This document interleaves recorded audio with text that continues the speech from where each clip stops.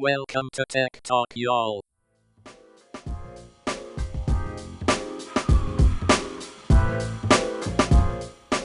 Hi, and welcome to Tech Talk, y'all, episode 355. I'm Adam Walker.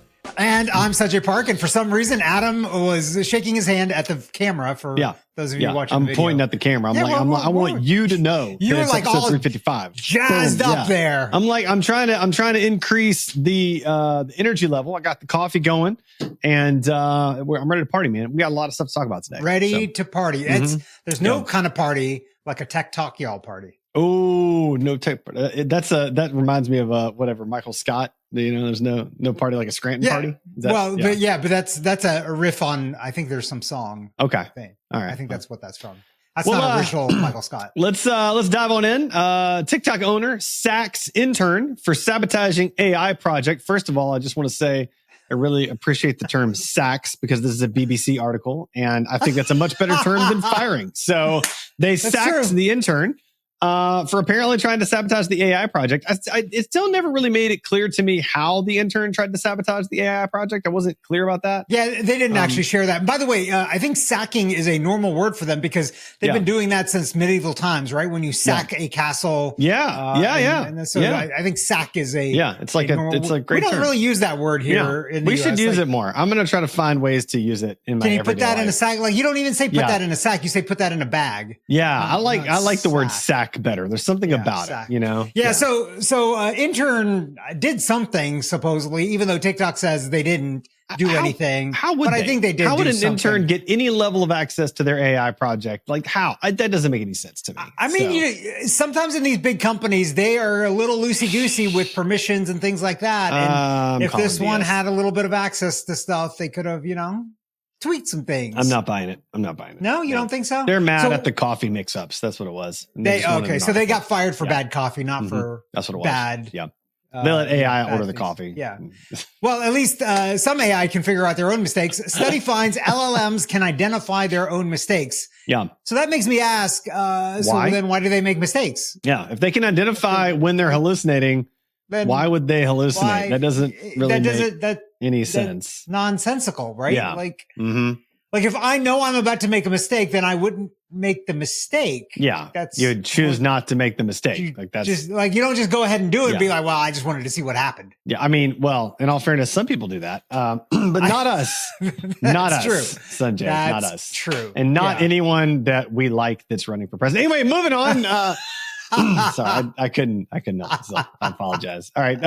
Political talk, y'all. Yeah. Let's not go there. All right. How to take Apple's hearing test with the AirPods 2 Pro. So I tagged this because I wanted to try it.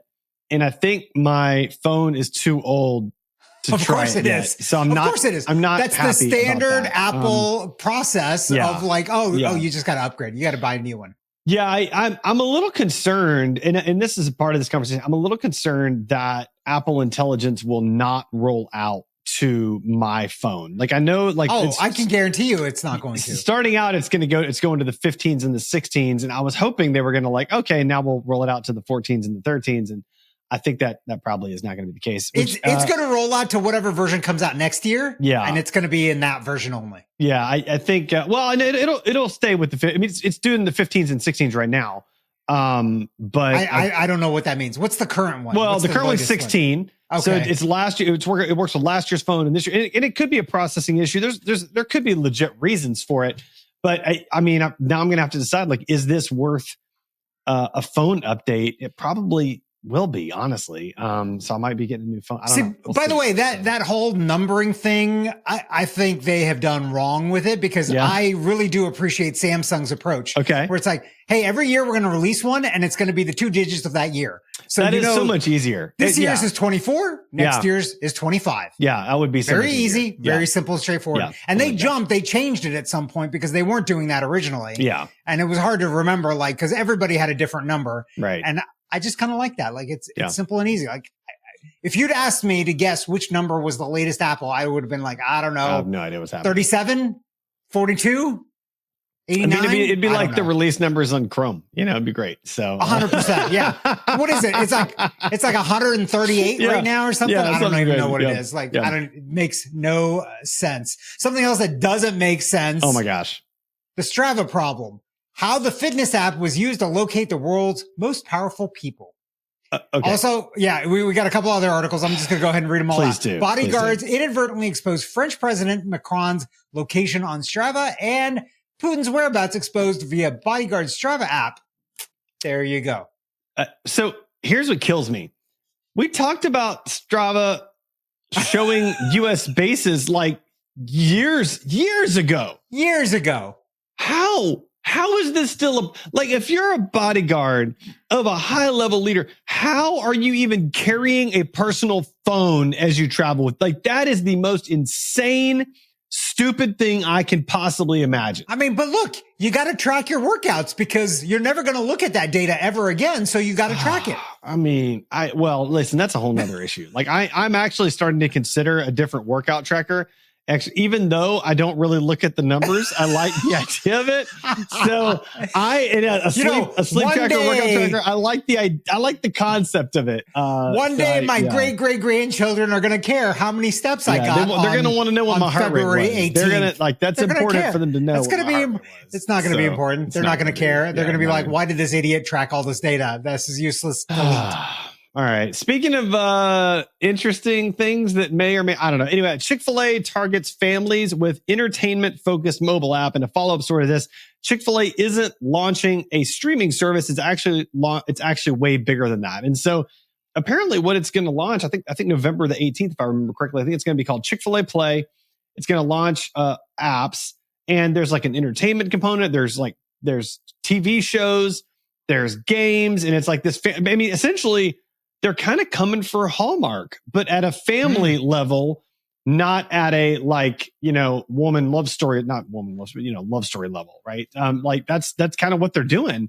Yeah. And I'm kind of here for it. I mean, like think about it. Like right now, there's not there's like Hallmark, which is like kind of, you think like romance. There's Disney, which you think kid. There's really not like family. You know what I'm saying? Like something for the whole family. So like, this could be a really interesting niche for them. Disney used to be that. If you remember, way back in the day, was it Sunday evenings? Yeah, that's right. It was like ABC Disney, like movies or whatever it was. Yeah. Prime time. I used to watch them all the time. They were great, even though I was not a real kid at that point, but they were still nice movies. Right. And this was obviously before the days of streaming. Right. So all of us watched live linear cultural phenomena. You're all watching at the same time. It's a weird thing. This was before streaming, before DVRs, before. So you basically watched what was on right then. Can you imagine? So fast forward like 25 years in the future.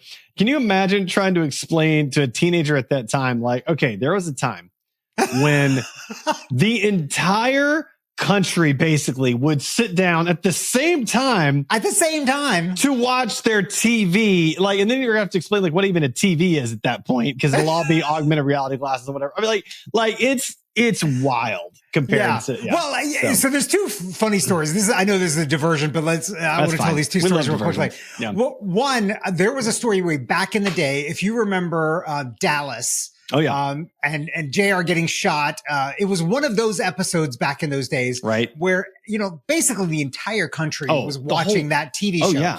Oh yeah. And there was a time where you could actually know when the commercials happened by the increase in water usage during those times, because everybody was going to the bathroom they were all waiting to go to the bathroom until the commercial hit. And so everybody was flushing toilets at the same time. So that's one. The other was a long, long time ago. This was like late 80s or so. Okay. In India, we were traveling there. It was my first visit to India. And there was a very, very popular TV show at that time. I don't remember what it was. Okay. But it was on at some point during the day. Right. And the streets would empty out during that show. And basically nobody was on the streets. Yeah. Everybody was glued to the television to see the next episode of this TV show. It was amazing. So if you didn't care about the TV show, you could go out and do whatever you wanted. You can do whatever you want. Yeah, I mean, that's No when you're going to rob traffic, people, nothing. obviously. Like, that's like, if you're going to rob a bank, that's when you're going to do it, right? I was thinking being able to get around it a lot easier. No, I mean, I appreciate your little, like, more pragmatic view approach to that. You know? No, I mean, like, but I kind of miss that, right? Like those cultural moments where like every single eye is glued to. I mean, like we still have like, I guess what, like the Super Bowl kinda, right? And that's somewhat of a cultural phenomenon. But like that's the only one I can point to, right? And I think it's diminishing in its capturability for the overall population. So did you just say capturability? I made up a word. I was hoping you were going to let it slide. But I know you're not going to do that. So that's fine. You know me.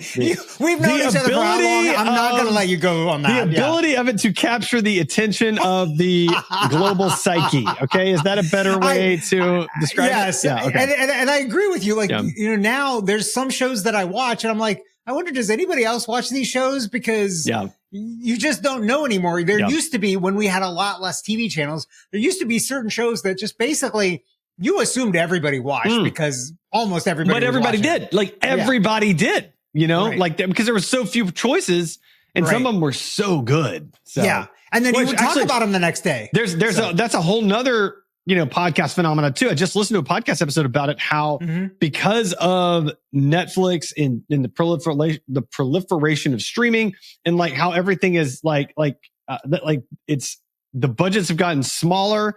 So what they're producing is less quality than what it used to be because they're producing content for the content's sake, not for like art sake, and so it's so if you compare shows from like the 90s to a lot of the shows now, they're not even going to be close. So just kind of it's the classic view of do you take the shotgun approach or the rifle approach to doing content? Right. And the rifle approach can be phenomenal, I think, in terms of impact and everything else like that. But it's a huge risk as well. The shotgun approach, look, you got a lot more shots on goal, like only one of them has to hit, and then you can make a lot. Like what happened with Serial, the podcast, right? It exploded. That's right. And it was done for not that much money, and they made a ton of money on that. So. Yeah, they did. Yeah. Somebody else that's looking to make a ton of money, by the way. OpenAI launches ChatGPT search, competing with Google and Microsoft.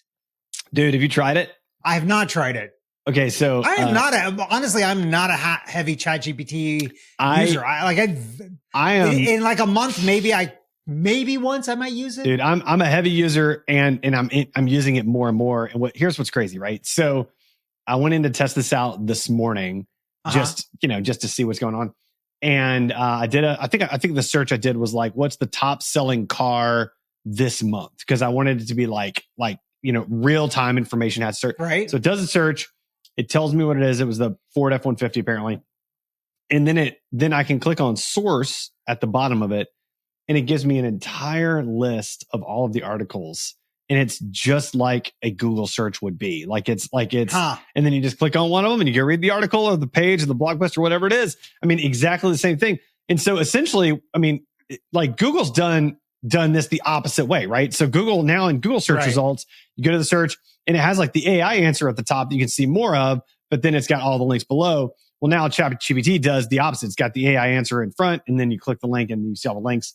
And I think this may be the beginning of the down. I mean, we've been talking about it.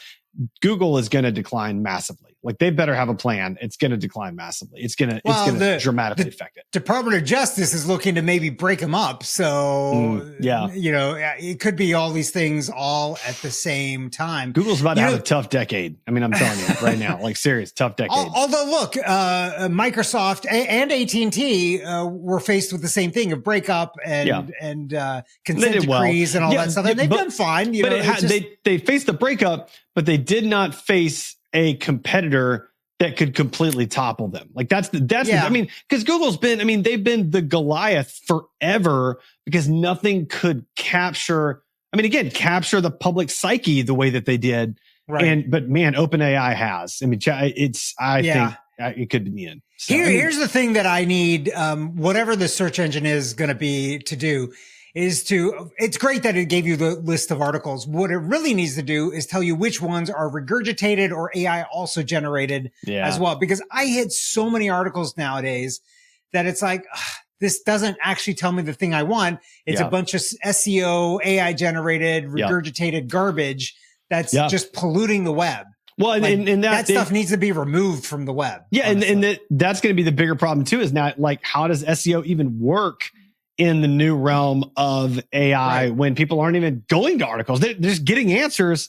They don't need to go to your blog to see anything more that you have to offer. So that's, which just makes that whole hallucination, false information coming out of AI problem worse. Because there's no like fact checking at that point. So all right, next article.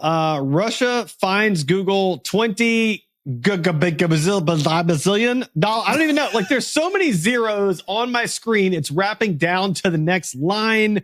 Like, I don't even. What is that? What is happening? So the main reason to tag this article was we got grief for not knowing another number, and so here you go. This is Google has been fined by Russia $20 decillion. Decillion. Okay, gotcha. And so in case you were wondering, but they did it in rubles, by the way, which was actually, what was it? It was 2 undecillion rubles. Okay. Which translates obviously into $20 decillion. Obviously. Which is also, 20 billion trillion dollars. Got it. So see, when you say something like 1,000 billion or 1,000 trillion or whatever, there's people that do that. That makes it more understandable than the other number. So this kind of reminds me grief of like those sentencing for when it's like, all right, you've got 40 life sentences. Like, that's kind of what this reminds me of. Like, it's like there's like, it's symbolic for sure. This is more money that exists than has existed in all of history. So I mean, they were fined $20 billion trillion dollars, whereas the company itself is only worth $2 trillion. Right, 20 billion trillion. Like, why were they fined that? Like what for what is blocking access to a pro-Russia YouTube channel? Okay, all right, and the Russian courts have ordered them to unblock it. Yeah, and they said no. And we're not going to do that. We're going to do what we want. We're not going to do that. And so they said, okay, 20 billion trillion. What would they even do with that money if they got that money is my question. I don't want to answer that question because I think I know several things they would do with that money, and I don't think any of them are good. So I'm not going to give them any ideas. If the Russians are listening, I don't want to give them any ideas. You know who could use the money? Tesla. So because Tesla's on full self-driving mode plows through a deer without even slowing down. Also, I'm going to go ahead and read the next one because it's somewhat related. Please do. Woman annoyed when Tesla with no driver suddenly smashes into her car. So the first article, there is a video and they cut the video before you see the gory bits of it. That's good. But basically this car, this Tesla's on full self-driving on full speed and there's a deer and it basically plows right through it and it never stops. It never brakes. It never slows down. It keeps driving after that. The next article, by the way, there were some other articles around that whole deer thing. That point to the same thing that you and I talked about before about their reliance on cameras instead of on LiDAR, pointing to the reason why it's not seeing these kinds of things. And there's been issues when it has rained and the full self-driving gets confused and confuses the rain for other things. There's all kinds of issues. The next article, the woman annoyed when Tesla with no driver suddenly smashed in her car. It's funny because I just saw this happen not the smashing, somebody do the summon. In the parking lot. In the parking lot, called their car over without getting into it. And so it was just kind of, meandering out. So that's exactly what happened here. Some driver called their car through the Tesla summon thing. And it just decided to, just smash into that car. Awesome. There. Totally fine. And we all know that Teslas are super cheap to repair. So that works out good for the Tesla owner as well. So exactly. So I'm sure it's totally fine. And, Elon Musk can be like, it's a beta. One thing they were saying too about the deer is like, well, this was an edge case. And I did not realize that annually I think the article said 21 million deer are hit annually. Yeah. Like, this is not an edge case. This happens all the time. This happened to my son. He was driving down the road like that our neighborhood's off of, and we live on a road that is right next to a river, so it's called River Drive. And winding. There's some woods, and it's because there's woods. There's where deer would be. Yeah, and so sure enough, I mean he's cruising along, and I watched the dash cam footage of the event.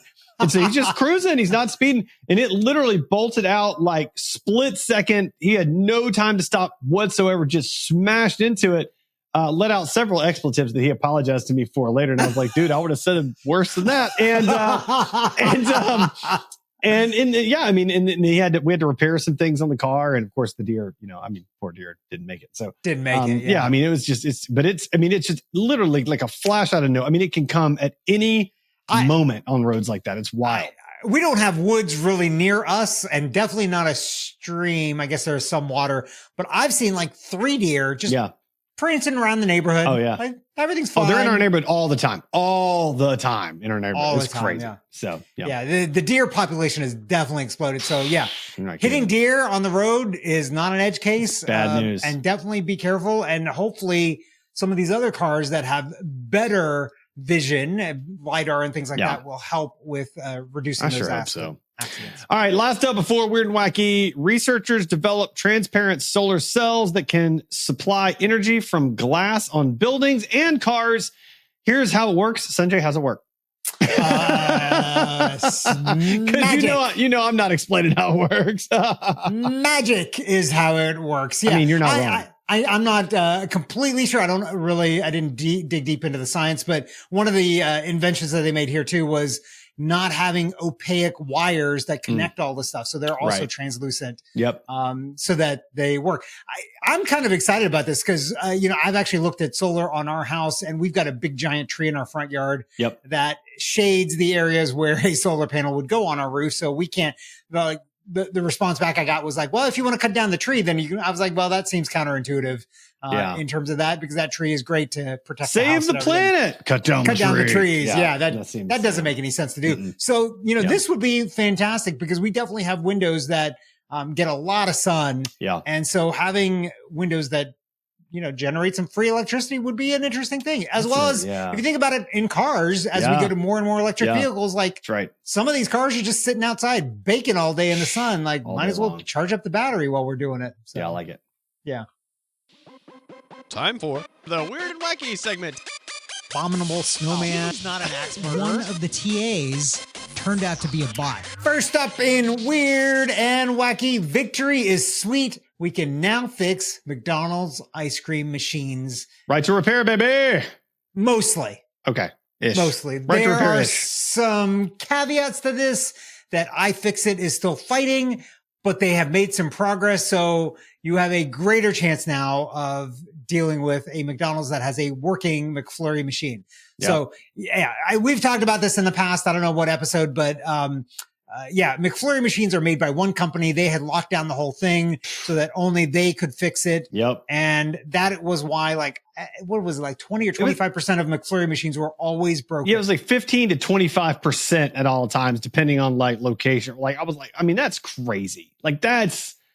That's just absolutely wild. I don't understand how that could be allowed to stand. So right. So the problem right now is the tools to actually repair these machines don't exist. And so I think they're still working on that and figuring out how to do all that. But good on ya, iFixit, making it easier for all of us to fix our things and to get tasty frozen treats. Speaking of things that need to be fixed, Gen Alpha keeps tripping and falling over their own Crocs.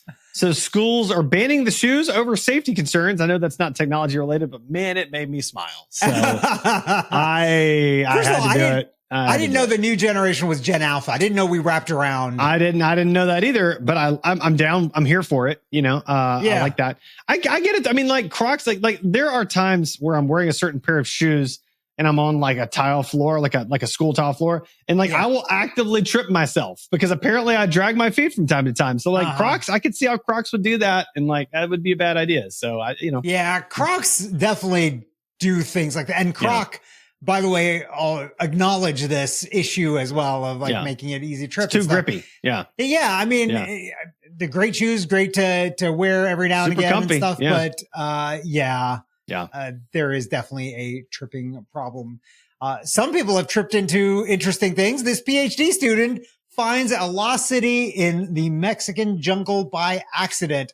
Didn't actually trip into it, but this is crazy, right? Totally like, crazy. It said this city was like 40 to 50,000 people, and more people than are in that area now. Yeah, more people than and the city was like a 15-minute walk off of a relatively major road. Right. And I mean, it's wild to me to think like just imagine like this city existed in like 500 AD, right? And by the way, he found it because he was looking up their 500 BC, because that 500 AD would be. Oh yeah. Sorry. Was it BC? After us. I thought it was BC. I thought it was either way. I thought it was AD actually, but it doesn't matter either way. It's peaked 750 to 850 AD. Oh, okay, yeah. But you said 5,000 AD. 5,000 AD would be like. No, I said 500. Oh, I thought you said 5,000. No, pretty sure you said 5,000. No, listeners will correct us. But like what's crazy to me is that a city that large existed at that time, number one, but that like you can have a city of 50,000 people that just disappears after goes time. Away. Yeah. Like that's wild to think about. Like that's just absolutely insane to think about. So it's crazy. Yeah. And this was, they had, laser, like, was it LiDAR? Yeah, it was LiDAR. Yeah. They used LiDAR to kind of map all of this stuff, but they were doing it for some other reason. And this archaeologist, PhD student starts looking at it and applies some of the archaeological methods to it, to this data that already existed. And I was like, it looks like there might be a city here. Yeah. Crazy, man. That's so crazy. I love it. I mean, that just shows you like all the things that we don't know. So many things. All right. Last up in Weird and Wacky, also not tech related, but just too odd for me to pass up. I saw it this morning. Is a Will Smith the key to winning the World Series? Apparently, for the last 5 World Series teams have had someone named Will Smith on them. Now, obviously different Will Smiths for each team, but there's been a Will Smith on each of the last 5 winning World Series teams, and not the singer, and not the singer actor, not that Will Smith, not that guy. Yeah. So I don't know. I thought that was weird and wild and wacky, and so there you go. But I mean, the teams before then didn't have Will Smith, so yeah. But I mean, this is the Will Smith era, obviously. The Will Smith era. Yeah. Tech wreck, time to get your tech wreck. Tech wreck. Chicky. Tech wreck. Time to get your tech wreck. Okay, Adam, it is time for Tech Rex. What do you have for us this week? I'm going to go back to the article we already talked about, and I'm going to recommend ChatGPT search because why not? There's a ChatGPT app that you can have like running on your computer. You can run the search there. I'm going to kind of add it into my workflow and just see if it improves or changes or whatever, just, for fun. So I should try out one of these things. Yeah. You kids and your AIs. Yeah. I should get with that. I tell you, man, it's like I think my favorite thing for ChatGPT at this moment is creating custom GPTs for each project that I'm working on, where I train it with like documents and like standard operating procedures and like the websites and all that stuff. And then I can ask it like more specific things related to that particular project. And like, it'll bring in like all the right information. Like a great example is I trained one to be the 48 and 48 help desk AI, right? So 48 and 48 is the nonprofit that I founded 10 years ago. And I trained one up and I put in all the documents. And then I asked the 48 and 48 help desk that is ChatGPT. I said, who is Brett? That was my question. Who is Brett? Uh-huh. And it knew exactly who Brett was as a part of the 48 and 48 staff and like what he did, what his title was. Like it knew all the stuff about Brett because I had trained it on. I mean, it was just wild. So it's a powerful tool. And I use it, like I said, on a per project basis. So yeah. That's pretty interesting. I might have to there you check go. that out. So maybe my tech rec is ChatGPT search and custom GPTs. Maybe that's my tech rec today. So there you go. Interesting. Cool. All right, Sanjay, what do you got for us? So I've got a recommendation from a long time ago from episode 21, if you can believe it, way back in the day. I believe it. So it's the Sense Energy Monitor. I've gotten a new one. My old one we had actually gotten rid of because of the house remodel, but I'm seeing this problem again where it's like, okay, our energy bills are kind of off the hook and I can't figure out why. And so the Sense Energy Monitor, I've gotten the one. We've got actually 2 electrical panels because we increased our kind of power consumption in the house. So we've got 2 panels, but this one Sense Energy Monitor will monitor both of them. So for those that weren't listening back in episode 21, which, why weren't you? Sense Energy Monitor, what it does is it uses algorithms to figure out what devices are in your house over time. So it monitors the kind of the power consumption. It knows how much power is being used at any moment in time. Also what that is costing you then, but then it starts identifying which devices are which by doing that. And then later on, it can actually tell you how often those devices are on or off, what that device is costing you on a yearly basis. It does a lot of interesting things, but it'll also help you figure out if a device is going wonky and starting to consume a lot more power than is normal. Yeah. Because that might actually tell you that it's about to fail. Yeah. Which for some things like your HVAC system, very useful to know that before it actually fails, especially in the peak of summer here in Atlanta. Right. Yeah. So here's what I'm wondering, right? So, I kind of feel like that device has the potential to sort of be a little bit like a psychic, right? So it could be like, all right, like when you're setting it up, I can imagine like how many people live in your house, like ask you some basic questions. And then it's like, okay, I see you have a refrigerator. And then you're like, oh, wow, it found the refrigerator. I see you have a dishwasher. Like, it kind of feels like I see you have a clothes washer and dryer. You know, like you have... It's funny because it actually walks you through those things and asks you how many of those devices you have. So then it can be on the lookout for them.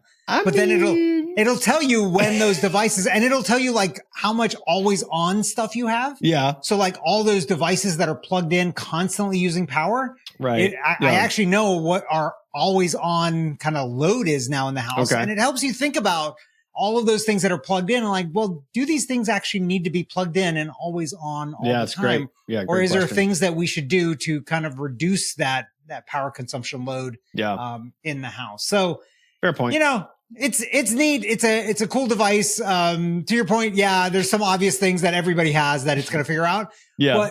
But you know, I think it's getting to the point where it can probably start identifying which model of device you can have as well based on kind of that power consumption characteristic. And then, you know, as you kind of move forward, you can make better choices in terms of the devices that you buy and bring into the house to make sure that you're optimizing your power consumption as well. So yeah, it's great. It's a great device. It's a one-time purchase. There is no, that's the other thing I love about it. There is no subscription fee to this thing. It does obviously send all of your data back to the cloud. So Sense is obviously just kind of analyzing all that data, but I think that's where some of the power is because they can help figure out and detect when things are going wrong and alert you to those things before things go horribly, horribly wrong in the house. So when the power police come along and need to know who's consuming all the power, they got your name and number. I mean, they already know that, right? Because they see how much we're paying for power every month. So it's like, that's true. There you go. That's true. All right, Sanjay, how can our listeners find and connect with you? They can find me at sanjayparekh.com. What about you, Adam? You find me at adamjwalker.com. Sign up for my newsletter. And rate the podcast. 5 stars. 5 stars. 5 stars.